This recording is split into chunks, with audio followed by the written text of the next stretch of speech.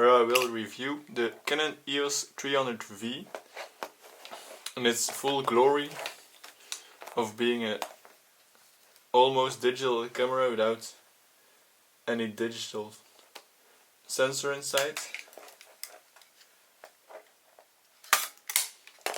I will first talk about all the features of the camera, and I will talk about what I like about this camera, and then what I don't like about this camera.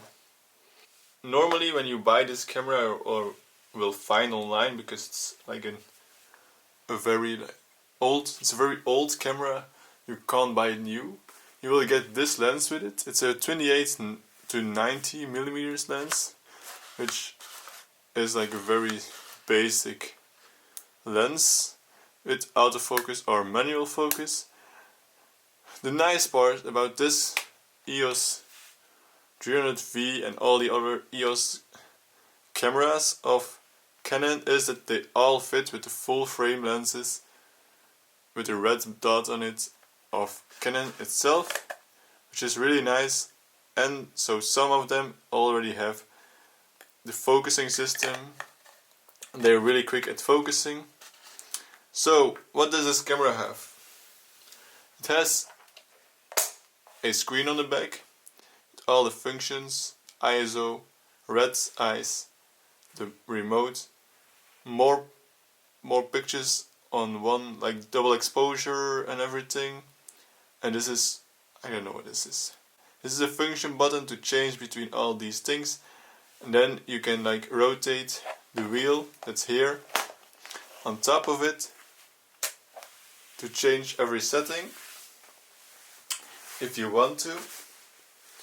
There is also a dial on top of it. You have the ADAP, you have manual, then you have the AF TV, which is AF is for like the f-stop is fixed that you can change. The TV is for the shutter speed is changed, or otherwise I mostly shoot on manual, so I don't really use those two. That's why I don't know, I'm sorry. Then there is this P mode program, which is just your ISO that you change. There's this off. There is a frame.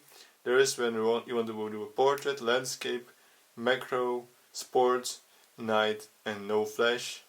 My flash doesn't work for whatever reason it is. I don't know.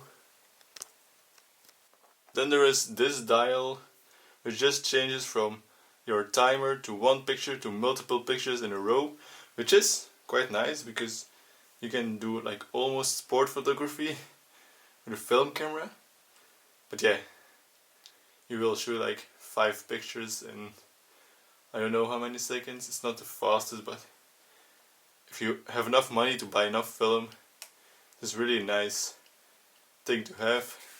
This is where the sensor is, because everyone knows it's just film.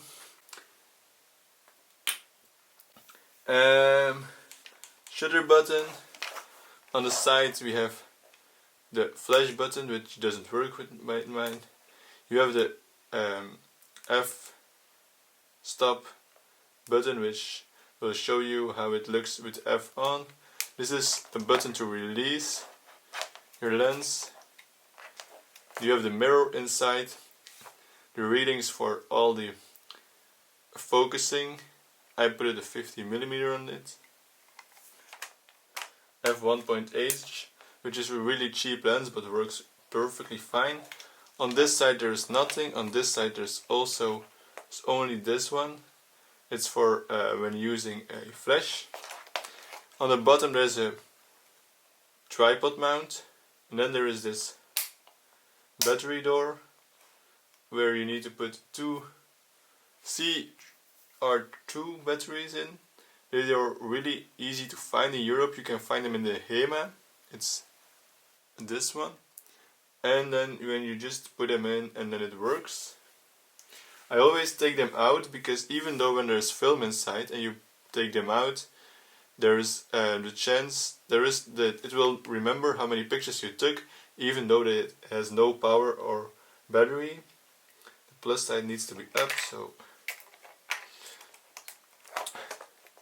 And normally now it's just saying it's on which program it is, how many pictures it takes.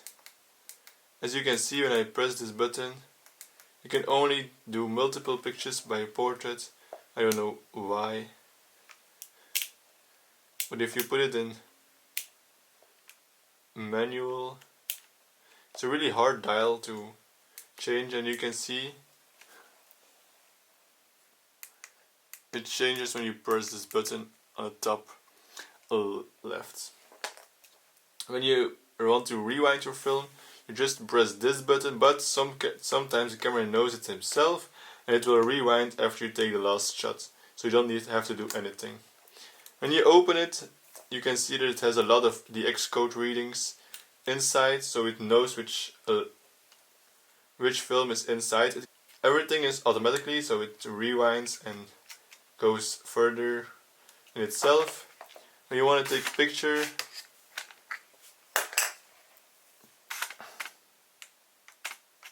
it won't take a picture now because the focusing is horrible.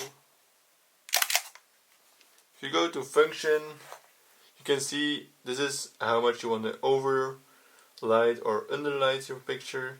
ISO is 3200 now, because my last film I put it in was 3200.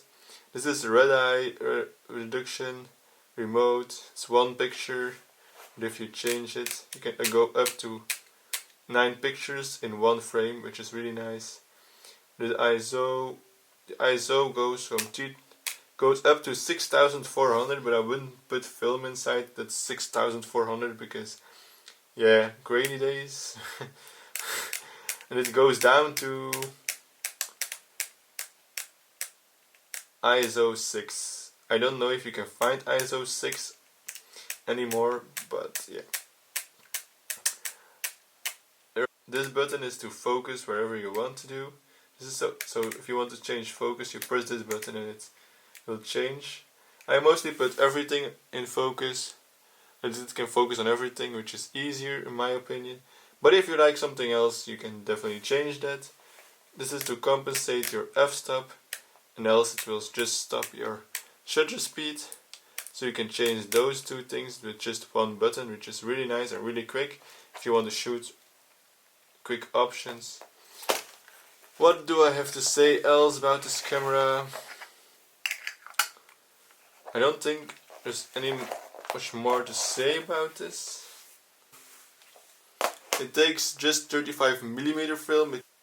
When you want to have a review of the 28 till 90mm, you can always comment it in the comments. Since I bought this lens, I first started out with this lens, so here are some pictures with the 28 to 90mm film. Doesn't know about my dreams. Doesn't know about my dreaming anymore. All that I know is I'm falling, falling, falling, falling. Might as well falling. Doesn't know about my life. Doesn't know about my loving anymore. All that I know is I'm loving, falling, falling, falling. Might as well fall. After all these pictures I had with this lens, it is a very cheap and plastic lens, but it works fine. Then I wanted to have like the 50mm because I want to do some portraits of my friends. So I bought this lens, and I was way happier with this because 1.8 is bokeh, you know.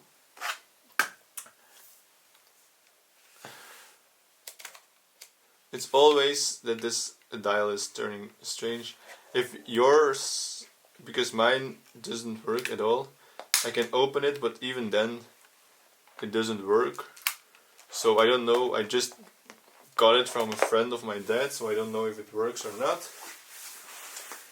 Would I recommend this camera? I would definitely recommend this camera because I really like it, and it has all the abilities that I really need in a camera. you see if you're in the right lighting, and you can see what you see through the lens. So it's just the same as the DSLR. This is just a DSLR, but in a way smaller format. Would I recommend this camera then? Because I was talking about it and I didn't say anything. So would I recommend this camera? Yes, I really like the camera. If you can buy it for like a cheap price, it's definitely worth it, because all the lenses that they still make for all their mirror reflex cameras, they still work on this camera. If you can buy it, in my opinion, if you can buy any Canon EOS camera with film, just buy it, because every new lens that comes out works on this camera. Only the mirrorless lenses don't work, but that's, yeah, I mean, they still made lenses and make lenses for their their DSLRs, so you can still buy them, which is really nice. The downsides of this camera, in my opinion, are that the flash in my model doesn't work, that it's fully plastic, everything is plastic, it's a fully plastic camera, nothing is like, even only this ring is metal, but this is also plastic. Yeah, everything is plastic. So that's the sad part about it. But it's still a nice camera to have. So the plastic part is not so nice. The batteries are not super easy to find, but in my opinion they're easy enough to find.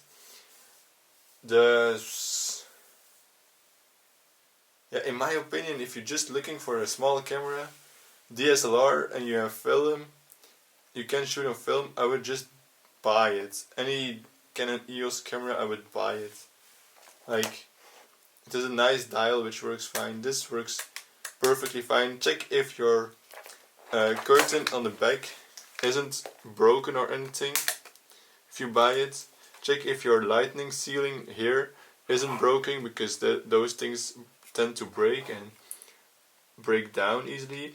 When you put in the film, this goes down, just so you put in the film like this.